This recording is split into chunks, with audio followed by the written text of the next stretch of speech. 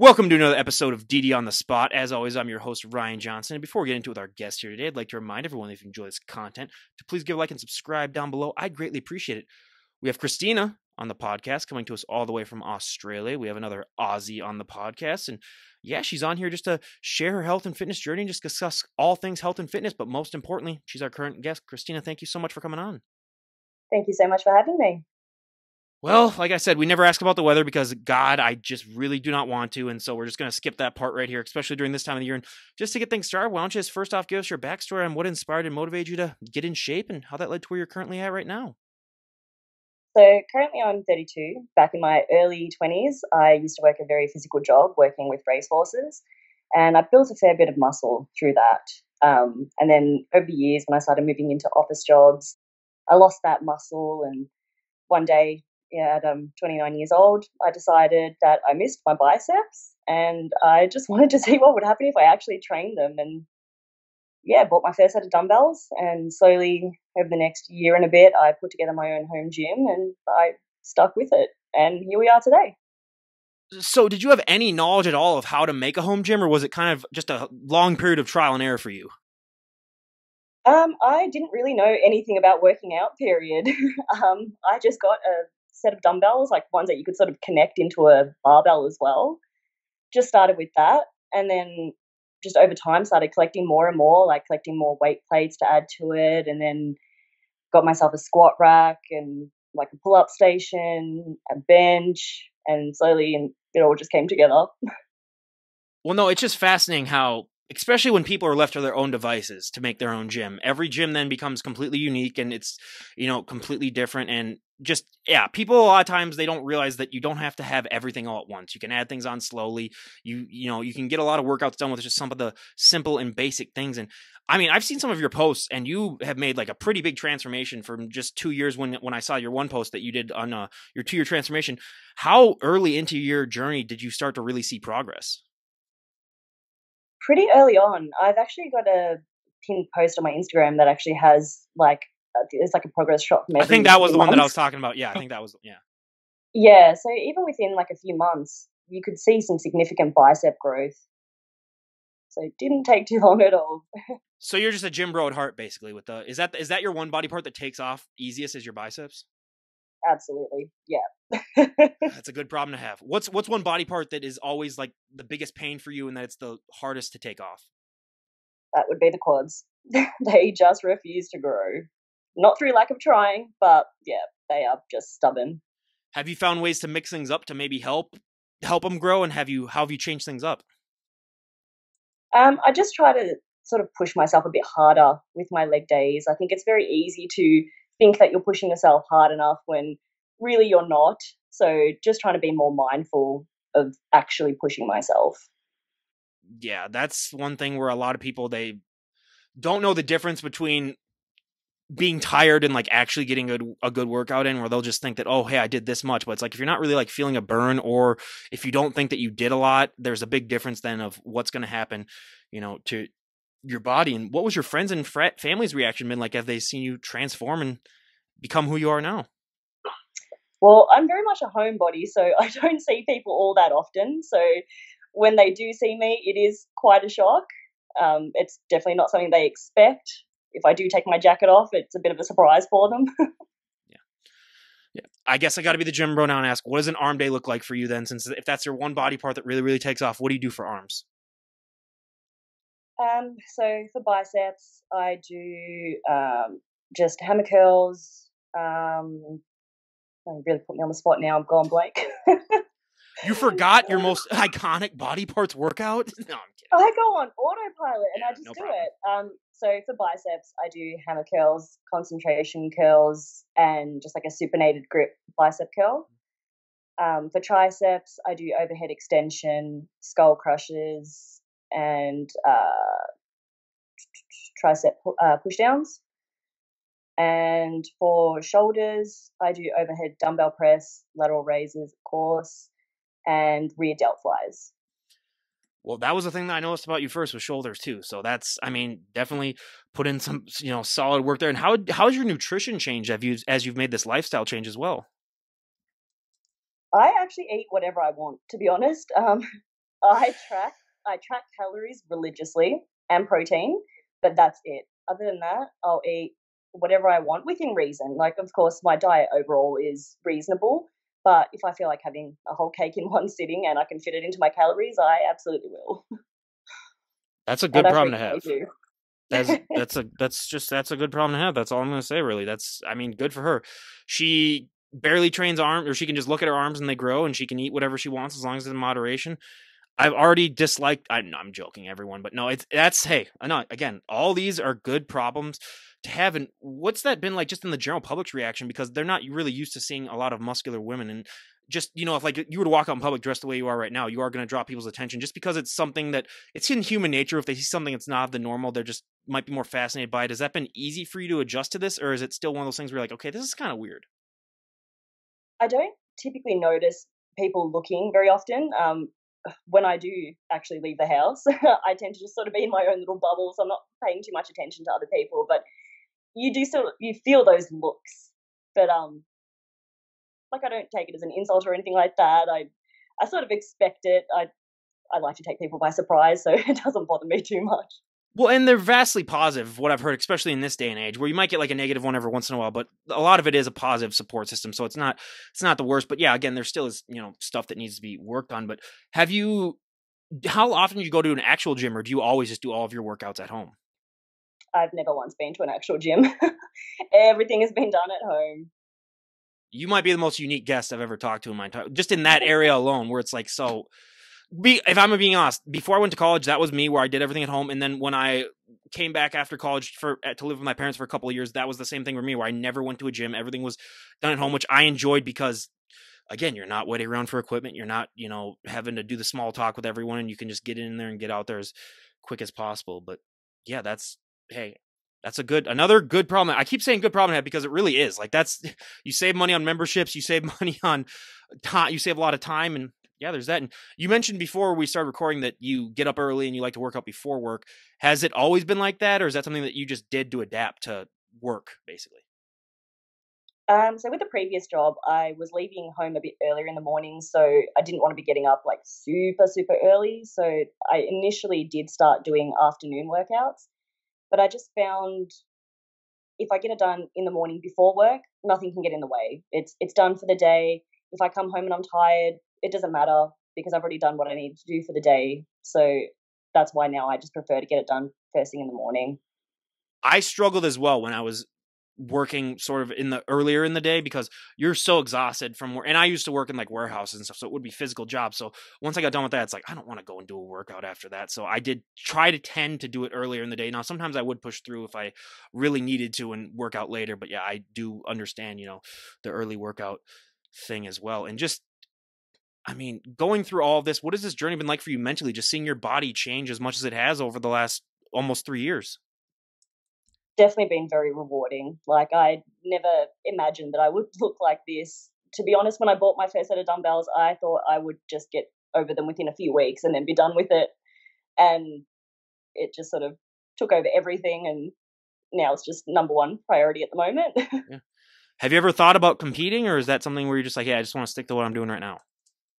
No, competing's not really for me, I don't think. I just don't have that drive to step on a stage. I'm just very happy to build the body that I want for me rather than what judges want.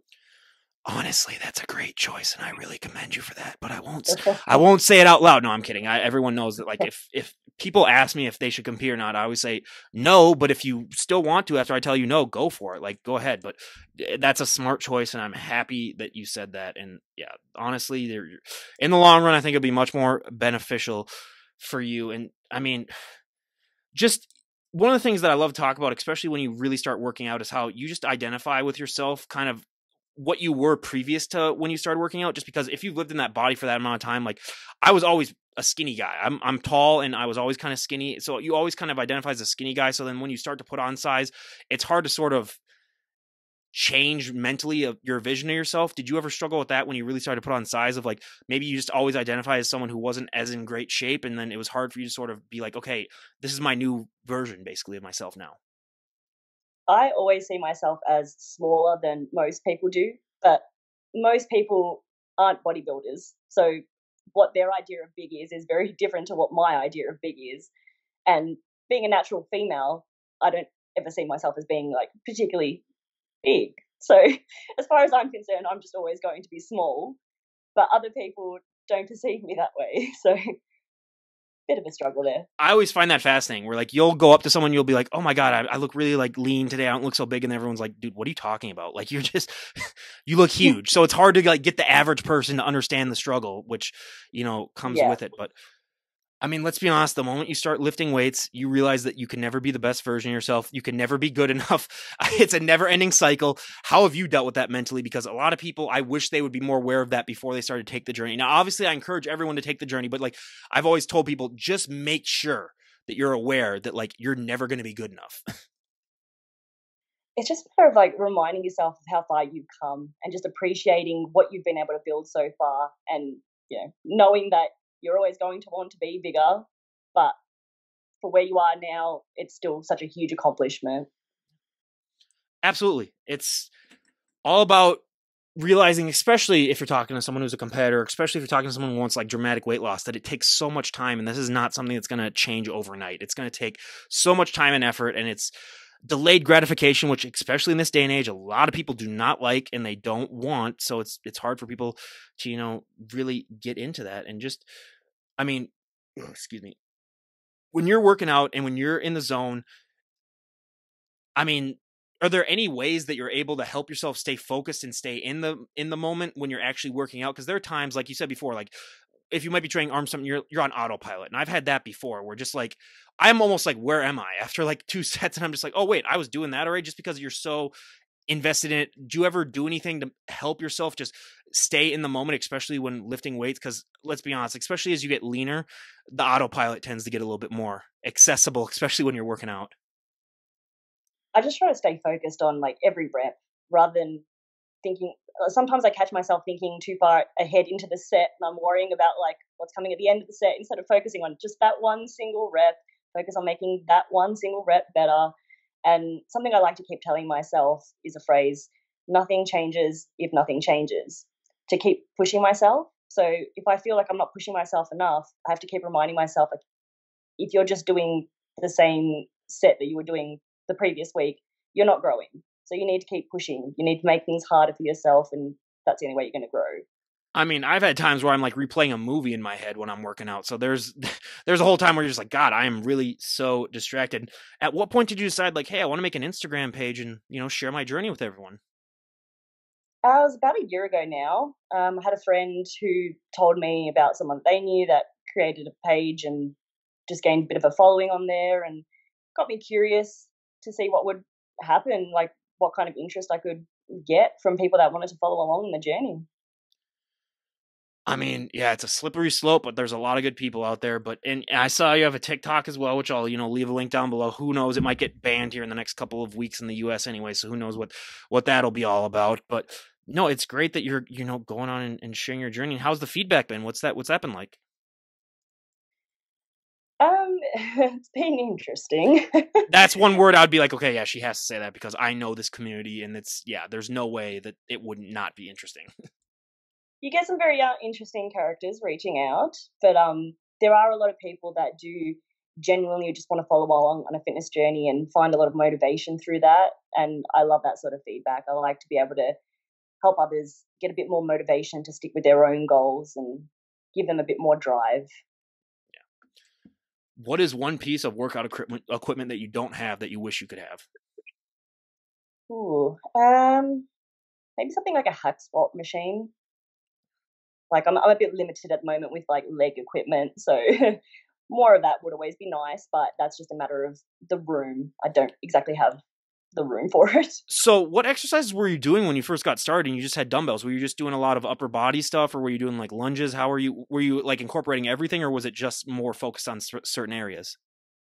I was still doing it. My workout plan has been pretty much the same or very similar from when I started to now. So when I started, obviously there was a lot less weight, so I could get by with what I had at the time. So because my little dumbbells could connect into a barbell, I could still do squats. So I was doing front squats. I did weighted lunges and good old Bulgarian split squats, which I still do all of those today. No, and that's again, so many people don't realize with such minimal equipment you can do a lot of stuff. Now obviously you're not going to be able to target like a lot of like the specific muscle groups that the psychopaths like to go after, where like, yeah, you got to work on your upper back trapeze with something, and they'll always come up with some name where I'm like, is that even a thing? And then they're just like, yeah, but no. And where'd you like to be at in the future? Do you have any goals that you'd like to achieve? Like if we were to talk to you in a couple of years, where'd you like to be at in your journey? Do you have anything set in stone, or you just want to see how it ends up? I just want to get as big as I can possibly get and just see how far I can push myself. Well, and one thing I really do appreciate about you is that you are natural too, and I mean, everyone faces temptation. I think that if they really get really into the fitness industry, and have you been tempted at all, and how have you responded to that? Because I know a lot of times people just see all these results that people get so quickly with not being natural that they almost just be like, hey, I just want to take something then and just see how it goes. But how have you been able to stay on the natural path? I am a very stubborn person, so I like to do things on my own. So I like to see how far I can get on my own without any additional help. So that just sort of keeps me wanting to stay natural. Do you still do like shakes and everything though, like protein shakes and all that stuff?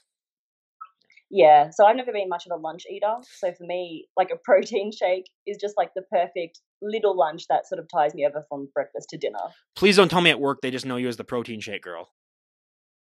Probably. No, that's great. I used to do that too, where I would mix up. I would even do the shakes during work, like during lunchtime. People just look at me and just be like, okay, and I just don't worry about it. And I'd be like, you can have some. I'll pour you like a little glass of it. It's not too bad. But no, it's just shows how much more motivation and motivating it can be just to see someone be able to push through. And like, let's be honest, there are days where you're not going to feel like working out, and if you say there aren't, I'll believe you, but deep down I'll be like, no, she's lying. But on those days, I promise you that's every day for me. oh yeah, so like on those days, what motivates you, and what like deep down really gets you to pull through on those days when even your mind or your body are telling you like, let's just take the today off? Just discipline. I don't listen to myself. If I start saying, oh, I don't want to do it, I just do it. I tell myself I have to do it. There is no other option. Yeah. Because once you sort of lean into that feeling of, oh, I don't want to do it, suddenly you don't do it. And then I don't trust myself to stick with that one day of not doing it. I don't want that rolling over into the next day that I don't want to do it, and then I don't do it, and so on.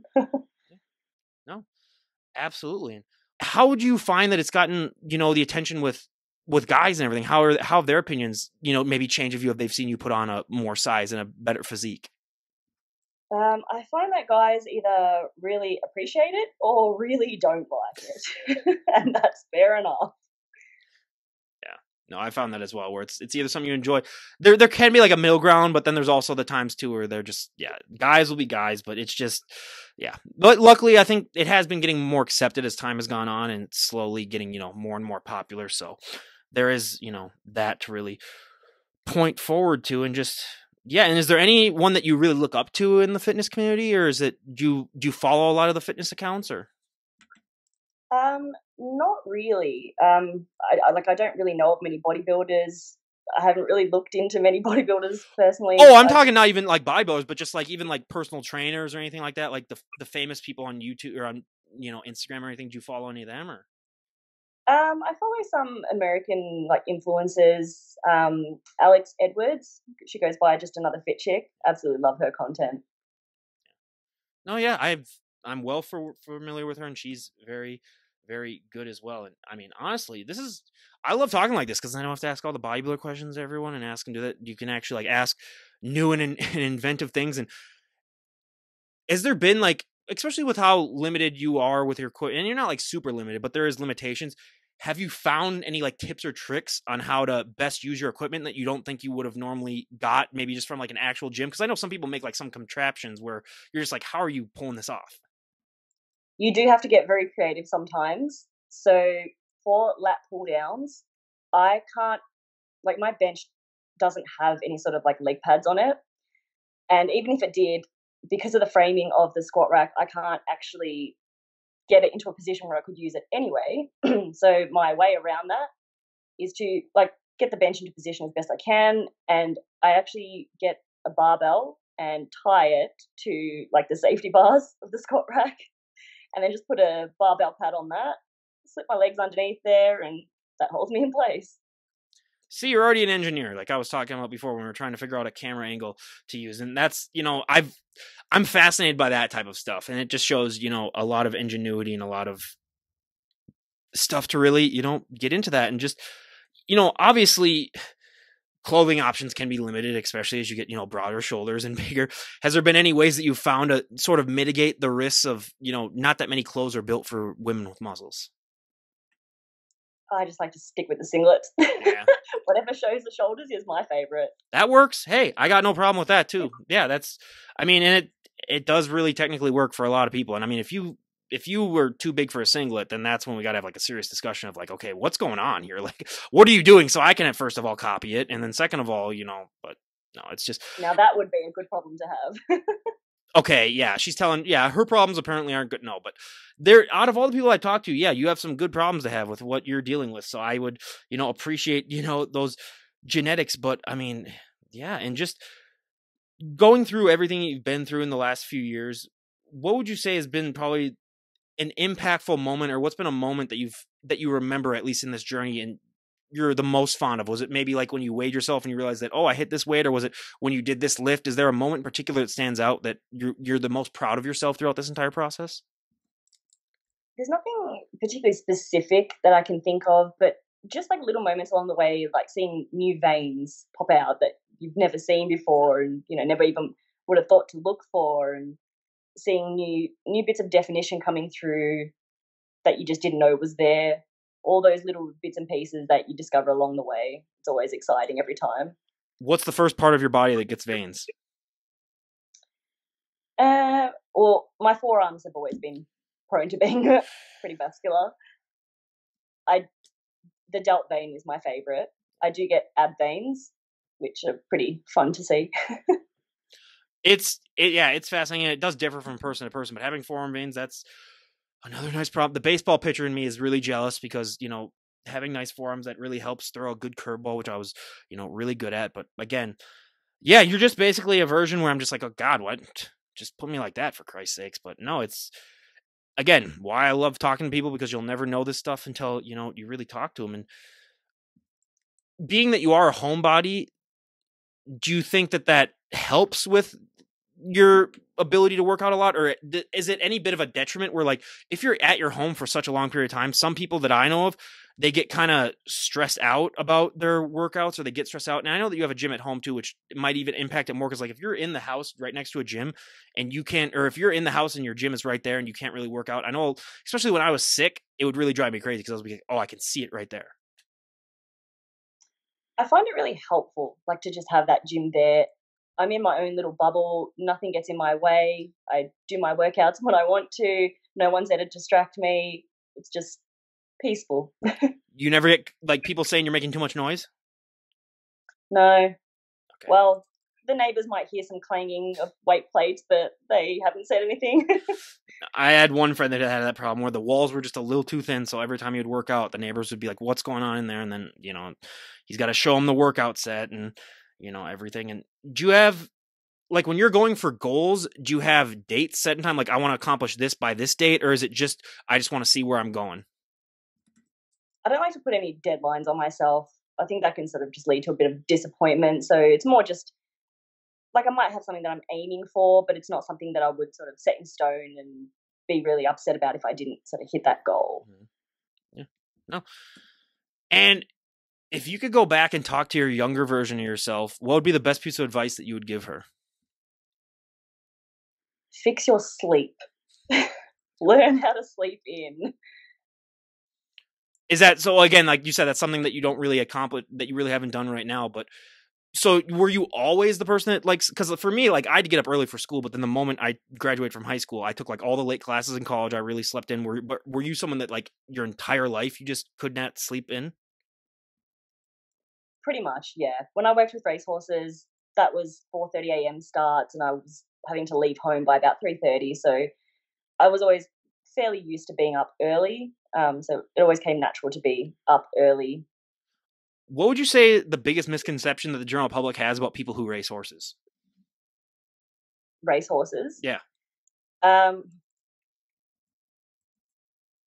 Well, obviously they probably think that you're like 4'2", but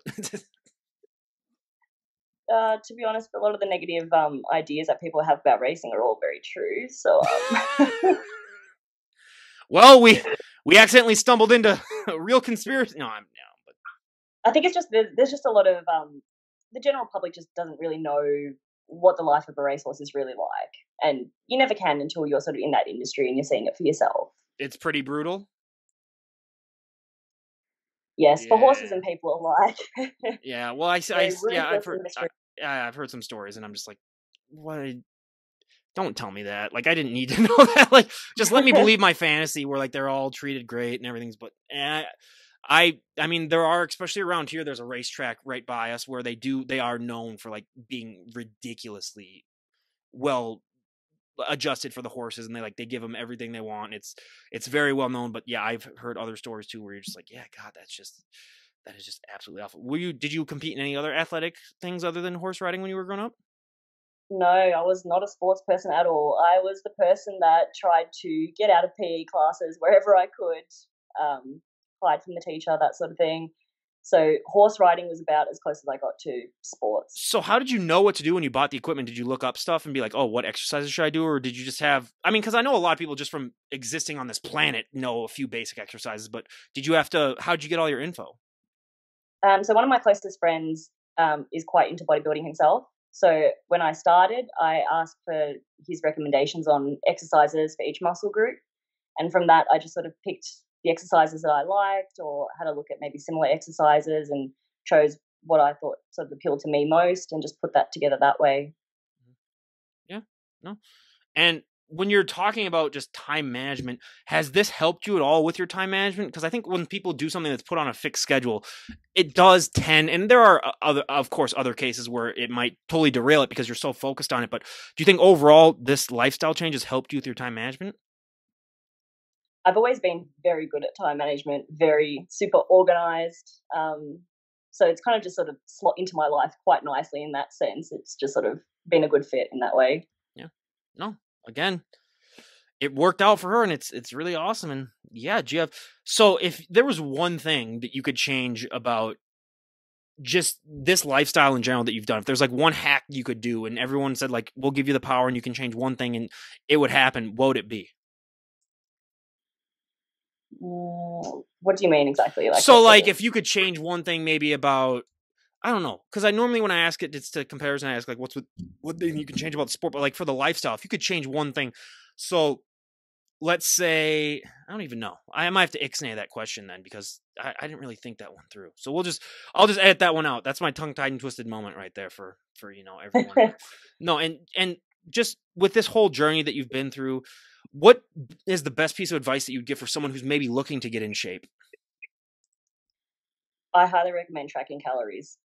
A lot of people go wrong with not tracking calories, but when it comes to physique goals, so much of that comes down to your nutrition and eating the right amount of calories for your goals.